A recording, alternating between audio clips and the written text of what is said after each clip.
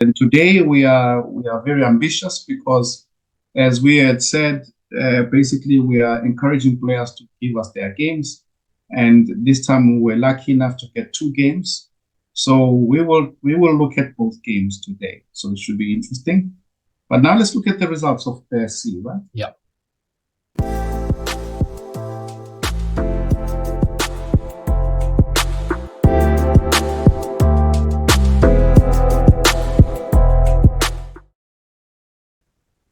Chess, nonsense, and analysis. Yes, Watu, here we are again. What are we having a look at today? Today we're still looking at the league, and this time round 2. Interesting stuff happened in round 1. What do we have in store here for round 2? Well, round 2 didn't disappoint. And this time for round 2, as we promised, that we are going to be looking at all the divisions. So today we'll be looking at the C division. Yes. I think we should start first with the results of the other divisions, see what's happening there. So let's start with the A. So in the A, UCTA beat ACLA 5-3. Okay. Grassy Park played against Blackjacks. Remember, Blackjacks was one of the teams we had to be on the lookout for. And Blackjacks beat Grassy Park 5-3. So a good result for Blackjacks. Good stuff, Blackjacks. Crossroads played against Manyanani. And Manyanani beat Crossroads 5.5, 2.5. So good results for Manyanani, but not bad for Crossroads. Yeah. Getting 2.5 points. Then the big one for round 2 was Stellenbosch against Steinitz. So Stellenbosch, the defending champions. And remember that Stellenbosch had lost the first round, isn't it? To Kraaifontein. And then they played against Steinitz, and the match was drawn 4-4. Okay. So very, very interesting result. Yeah. Then the next one was MRL A playing against Kraaifontein A, and Kraaifontein won 4.5, 3.5. So another good result for Kraaifontein. Yes. Then Elsa's River A played against Cape Town A, and Cape Town A beat them 5.5, 2.5. So another good result for Cape Town A. So for the A section, the leading teams for now, at least teams that have won 2 games, is Manyanani A, Blackjacks A, UCT A, Cape Town A, and Kraaifontein A. So a lot to play for. Yep. Well done to those teams thus far. Should we move to the B?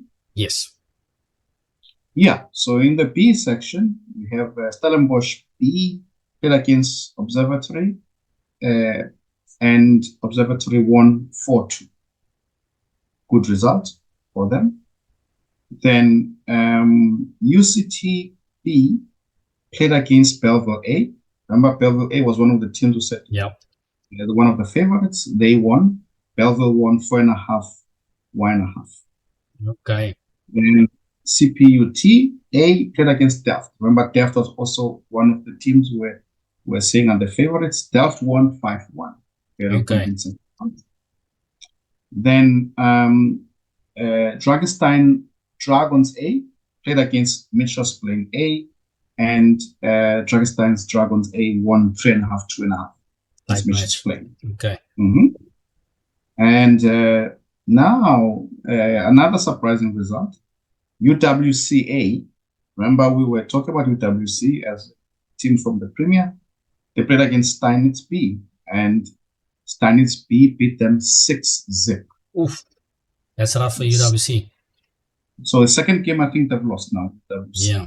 It's looking tough for them. Yeah. Then the last game, Capablanca A beat Manyanani B 3.5, 2.5. So a good result for Capablanca A. So the leading teams now are, as we had predicted last time, 3 contenders. Delft is first, Steinitz, and then Belleville A. So these are the teams that have won both games, and it's looking very interesting in the B section. Yeah, interesting stuff there. Yeah, good stuff. Right. So now we're going to move over to the C, and actually the C division is where we're going to be focusing on, right? Yes. Because today we are very ambitious because, as we had said, basically we are encouraging players to give us their games, and this time we were lucky enough to get 2 games. So we will look at both games today. So it should be interesting. But now let's look at the results of the C, right? Yeah. Steinitz C played against Steinitz D, and the match was drawn 3-3. Tough match. This is in round 2, right? This is round 2. Yeah. Okay. Then Stellenbosch C played against Blackjacks B, and Blackjacks B beat them 5.5-half. Good result for Blackjacks. Then Crossroads B played against Grassy Park B, and Grassy Park B beat Crossroads B 5.5-half. Good results for Grassy Park. SS River B played against Utari A, and SS River beat Utari A 4-2. Good result for SS River B. Then Manyanani C played against Gryfontein B, and Gryfontein B beat Manyanani C without reply 6-0. Oof, okay. Big result. Then Steinitz E played against Two Knights, and Steinitz E won 4-2. So now in the C division, remember we had said that the 3 Steinitz teams are in the mix, and they had to play each other in the first 2 rounds. Yeah. So as expected, they won't be featuring as much now because they were taking points away from each other, right? So the leading teams now who have won both games is Gryfontein B, and then Blackjacks B. Those are the 2 teams that are at the moment in the running. The Steinitz teams that don't feature as yet, but we are going to see now what's going to happen as it goes along. Nice. Okay, thanks, Watu. Interesting results there. Absolutely. So yeah, as you pointed out, we got 2 games from some players in the C division. I'm excited to check out those. Shall we jump over to the board? Absolutely. Let's do that. And our first game we are going to have a look at is in the matchup between Stellenbosch C versus Blackjacks B. With the white pieces, we have Chusani Naidu versus Leslie Cunningham in round 2. Okay, so by the way, Leslie, I know Leslie for a while now, and very, very nice guy. He's very passionate about his chess, and I worked with him for a very short while, but he's gone on to improve quite a bit, and I think he's now the captain of this Blackjacks B team. Nice. And quite involved there in Blackjacks with a lot of things. So very good to see him in action over here. So shout out to Lezerik. Let's have a look at the game, Watu. Okay. Here we go. So we have a London system, yeah? London system, yep. Okay.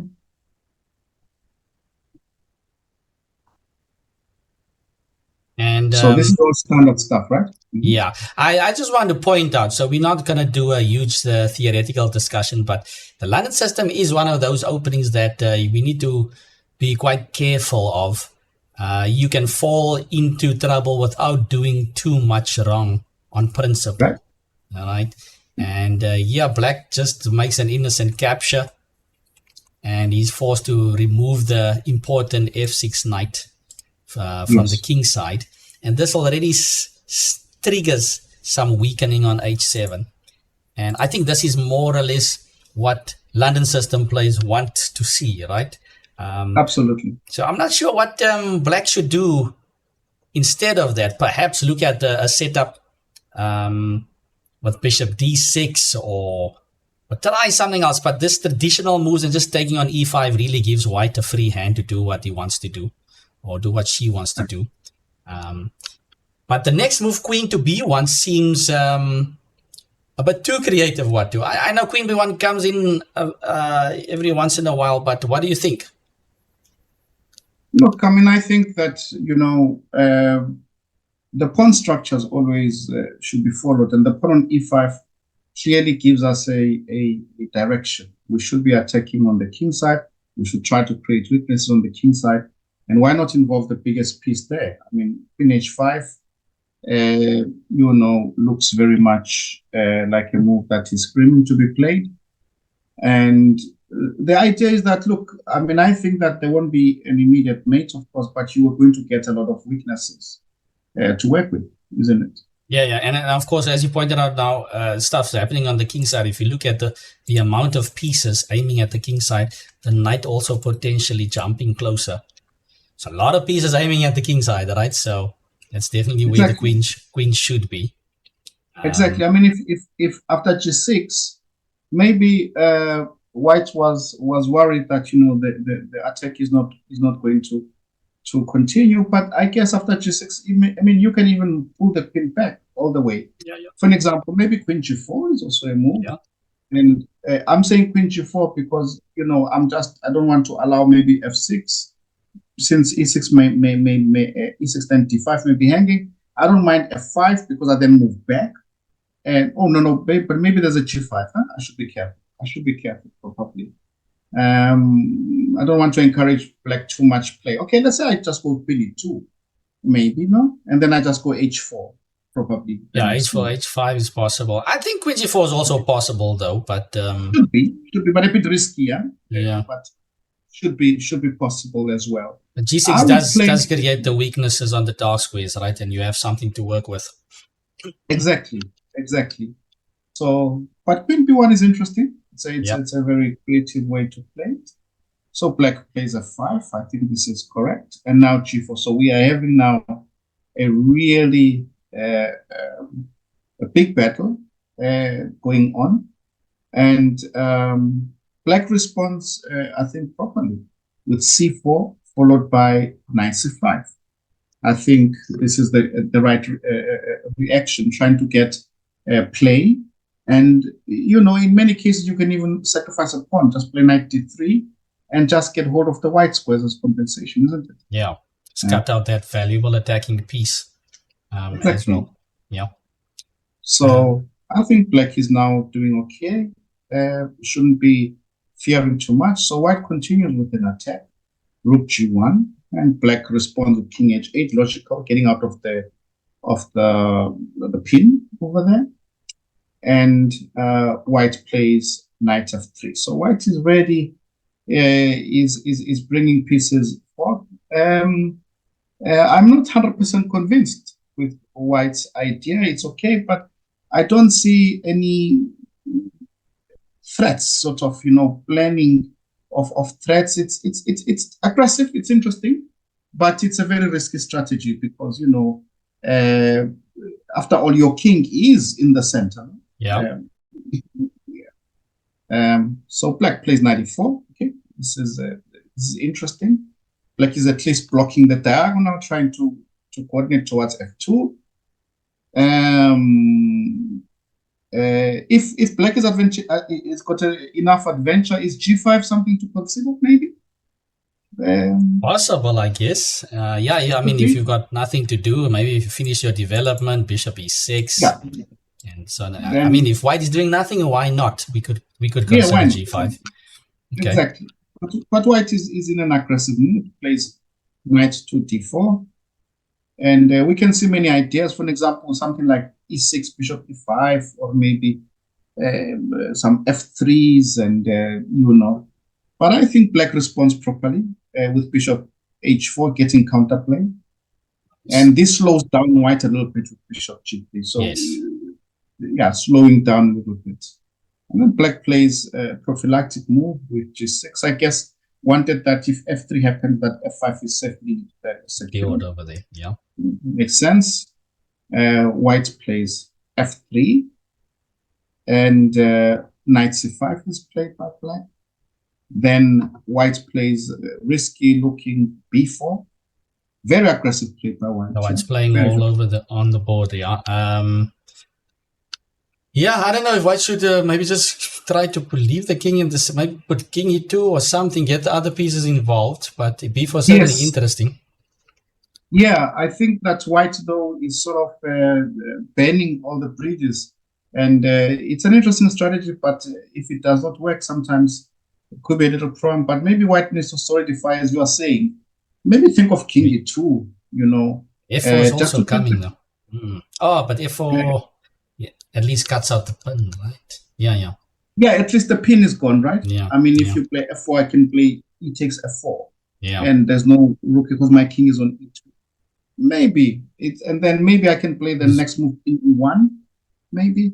Or And even then queen f1 or stuff like this. Is just queen get the queen f1. involved, right? Yes. Get the queen involved, and I certainly think that black is also in the game, but I don't think that white is. I think it's still a very dynamic game, very. But I think once white now abandons everything and plays for b4, we're getting into a very dangerous situation because the pieces will not coordinate, and black's pieces certainly look like they will be ready to coordinate. You know. Yeah. So 96, and now we can already see that some f4 is in the air. Yes. I mean, if black can play some f4, pawn takes pawn, maybe rook takes f4 even, you know, this can be a little bit dangerous. And white plays e4. I must admit, e4 is, I don't believe in it. It's the king on e1 doesn't seem good, eh? No. I am one of the most aggressive players, but I admire white's aggression here. e4 is going for it, yeah. White is fearless. Let's put it that way. Is it not? Sorry, what for cutting in there? Sure. Is it not maybe possible to rather go f4 here? I know it's a bit boring here, but I mean, the moment where the knight cannot, the c5 knight cannot reach e4, go f4, just try to keep things close for a moment. It's not pretty, right? But it's not pretty, but I think that's exactly what should have been considered. f4, king e2, something solid. You know, I certainly think that e4 is too much. Yeah, somehow it just looks to me like it's too much. And I have a question here. What if I play knight takes d4, c takes d4, and then I just play d takes e4? Yeah.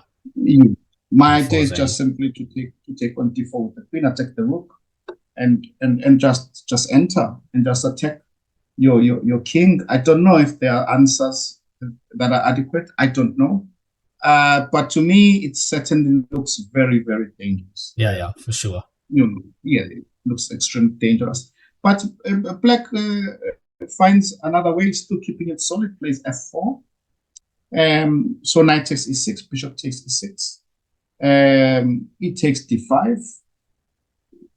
Yeah, this is, as again, I'm reminded of another expression I read in a New in Chess magazine, where they said one player is driving through a place filled with landmines using the fifth gear, in a car, going, yeah, could be very dangerous. I mean, I don't know. It's so many, definitely interesting. So many options, like taking on g3 first here, because I think if black takes, white is forced to take back, right? Otherwise, I take sure. with black. Yeah, you take back, and now I have an option. Like, can't I just play like something like bishop g5, for example? Like, if you take my bishop, queen d2. So I'm forcing you to play poison. Yeah. Right. And round about here, I mean, I have so many options. I could play queen takes d5, takes queen f3. That's dangerous. Yeah. I could play bishop takes, although maybe bishop takes f4. Yeah, it's also dangerous. Bishop takes f4, but I like queen takes d5. Simply just bringing more pieces close to the king. Yeah. It looks very dangerous. Yeah. Very dangerous. But black played bishop f5, very solid, and just keeping the pieces. I think now white has ran out of wood, so to speak. So now things about bringing the king to safety could be already too late. Takes on g3, and then takes on c2. Rook Things takes F3. collapse. Very controlled game by black. Rook takes G3, and I think white now makes a final. Piece down, difficult situation, but makes a final error. Yeah, white just collapses with the rook f1. Yeah. Okay. Mhm. Yeah. So nice. I would say white started off looking good there, Watu, and then yes, queen b1, things started slowing down, and e4 for sure opening up at the wrong moment. I think if I was to give Naidu Azotushani Naidu advice, yes, you've got an attacking position, but it's not going to play itself. It's best to try and involve as many pieces as possible. The rook on a1 never moved. It never moved one square. It's something that's very telling. It never moved. The rook on. So, one needs to try and find ways to coordinate as many pieces as possible in the attack first. The attack becomes even more potent if you can bring more pieces in, right? Okay, should we look at the next game? Yeah, interesting game. What I wanted to say is if you're going to look for... Sure. So we've been talking about the A division and the B division in the previous episodes.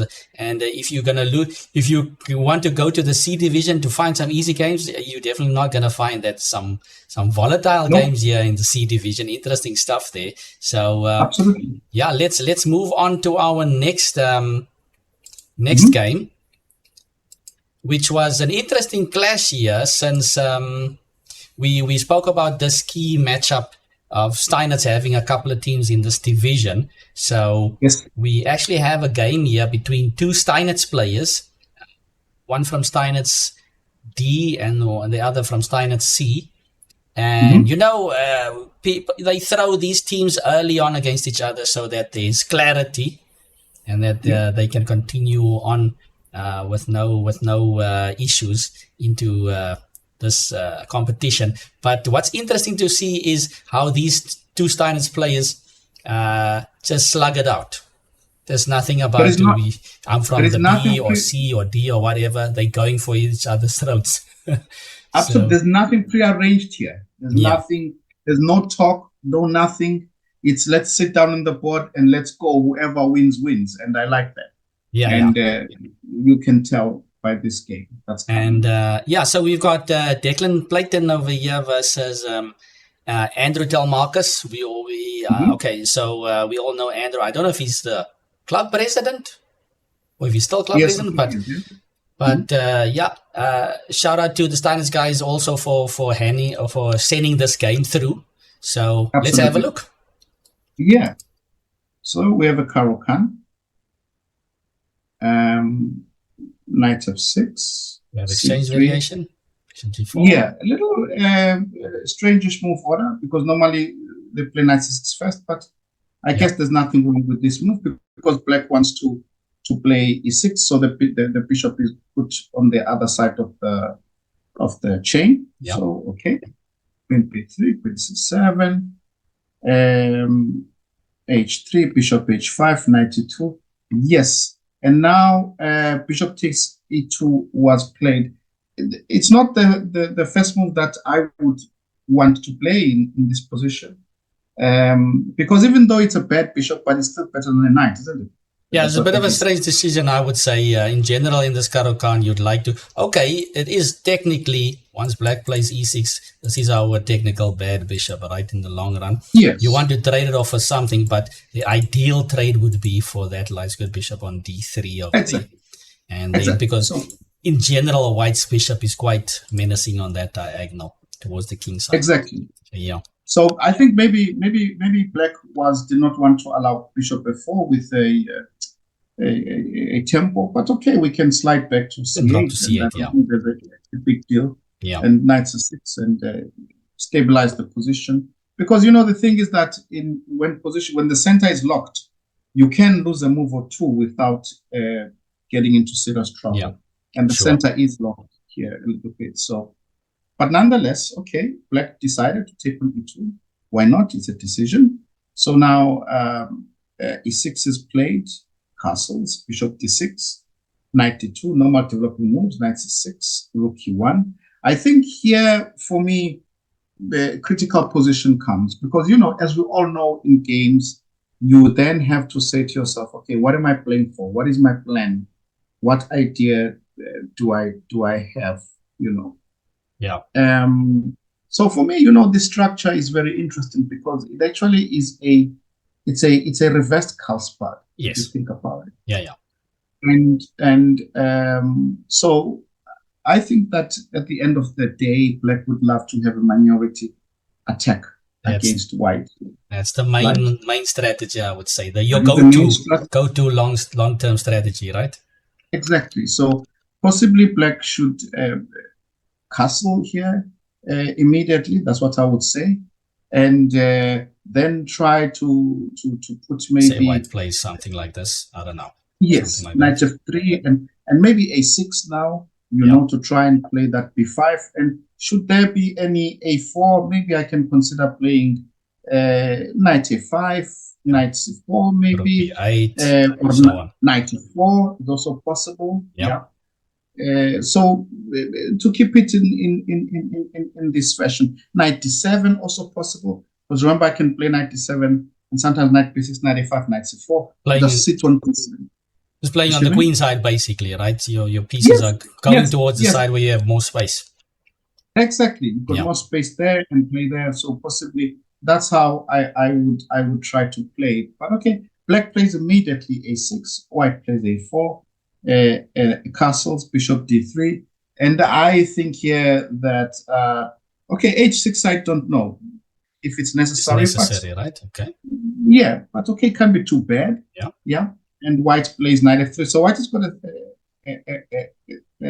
a plan. So White would love to put the knight on e5 at some point. Right? Yeah. So we'd expect like bishop d2, rook e2, e1, knight e5, and then try to move the pieces to the king side. Maybe rook g3, things like that. So rook c8 is played, queen d1. Yeah, I like this idea. So White is now shifting the attention to the king side. So White probably wants to play knight e2. And then followed by knight e5. Yes. Right? So White has got some idea, queen e2, knight e5. Because once the knight sits on e5, then I'm able to then utilize the space that I'd be having here on the king side. Yes. And now Black played e5. Okay, this decision, it seems to me like, I don't know what you think, Kelvin. To me, it was like a very nervous decision. Yeah. I don't know. Yeah. Right? Okay, after what we've spoken about on the queen side, right? The minority attack is your usual one. E5 is possible, but you need to generate play, right? Because we must realize after E5, the structure is going to change and Black is going to sit with an isolated pawn, right? And with the isolated pawn, you need to generate play. And in general, if you have the Black pieces, you're already slightly behind. And you don't want to be trading. There's already a couple of pieces, I believe, that's been traded. So Black needs to be very sure that he will be putting White under pressure. Otherwise, I think it might just be a bad decision to go into this. So it's left for us to see if Black actually generates some play or not. Otherwise, I think this is quite welcome from White's point of view. Absolutely. So White grabs it and knight c5, and White continues taking. A lot was also knight c5 is interesting. There's also an idea just to play knight d4 here, and to say, look, I'm going to blockade your pawn on d5, and my argument is that your knight is not so bad. But if I really want to put my bishop, maybe I can start with bishop f5 first. But I'm worried that if I play bishop f5, maybe Black can take on f3. That's why I wanted to play knight d4 immediately, right? Because you know why I like knight d4, Kelvin, is because Black has played h6, right? Yes. And this to me means that if the knight at some point lands on f5, there's going to be trouble. Yes.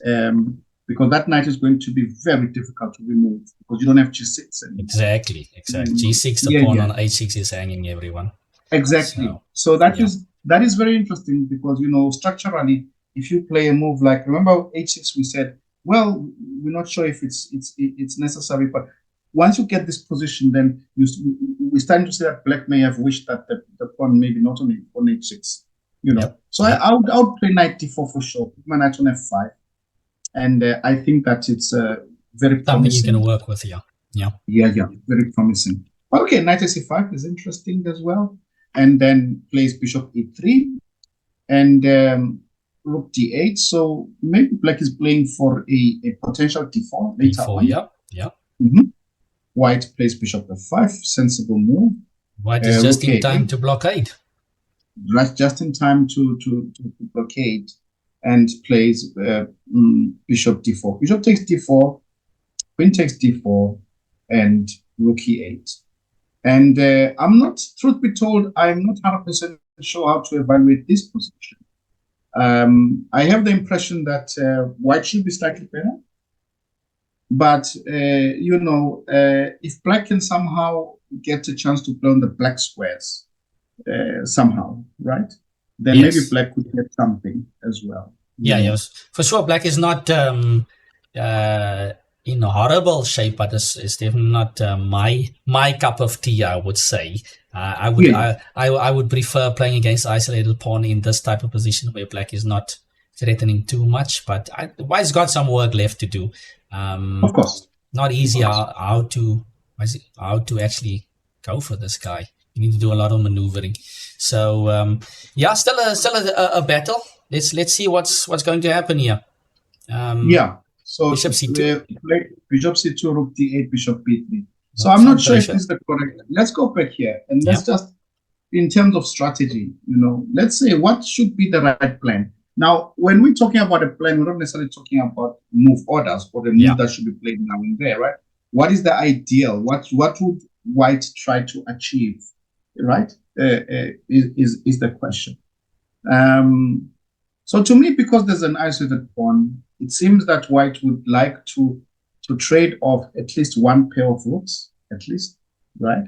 Yeah.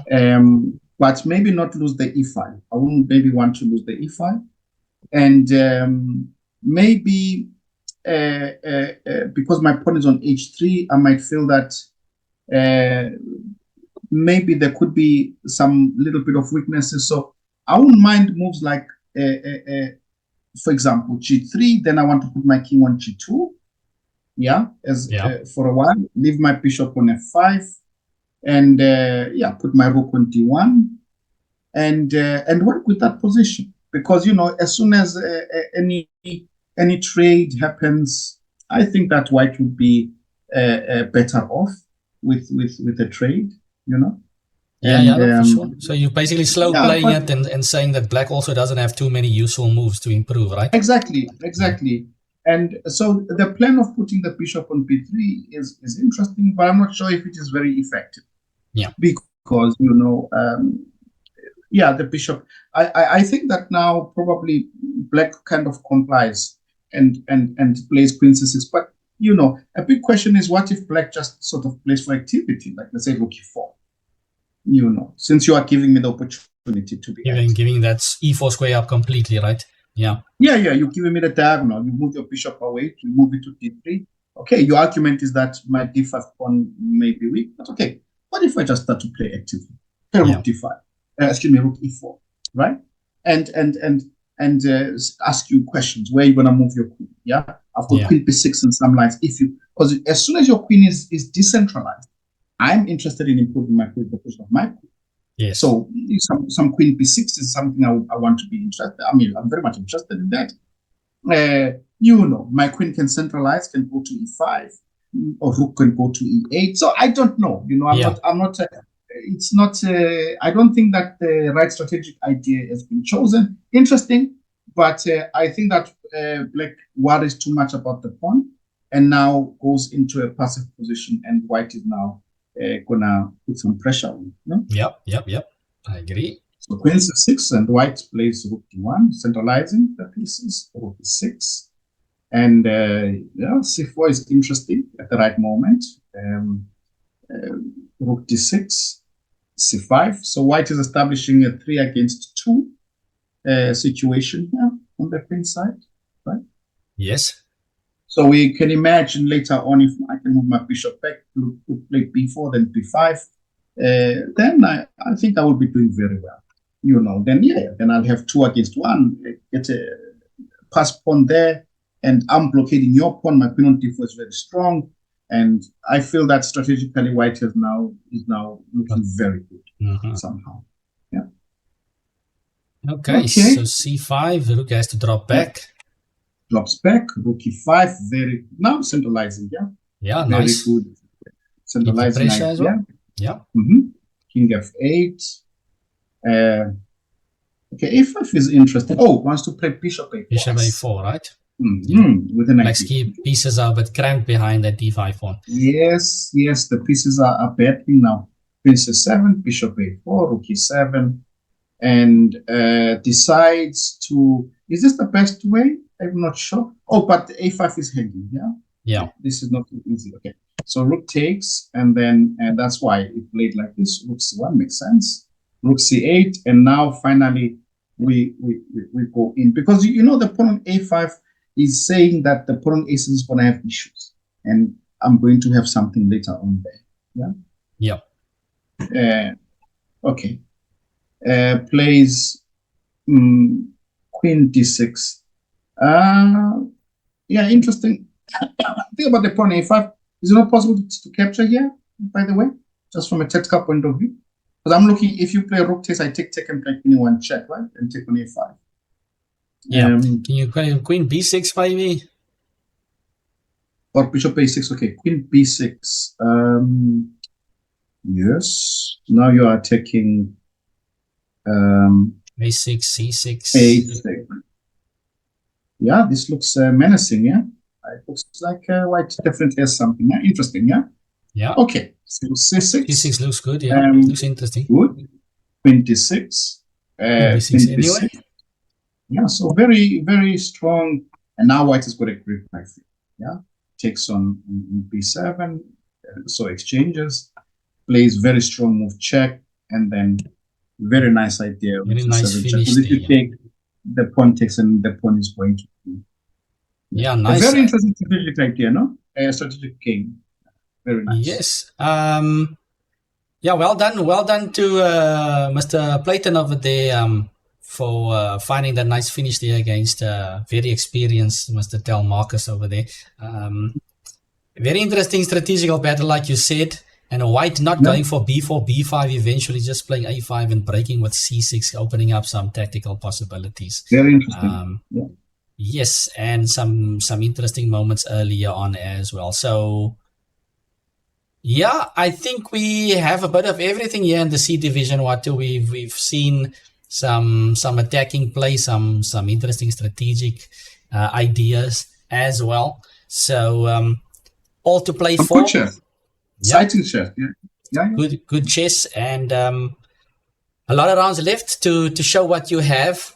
And so you said the teams that are leading now in the C division. Now that we're looking at the C. The C division is Kraaifontein B and Blackjack. Aha. Okay. Yeah.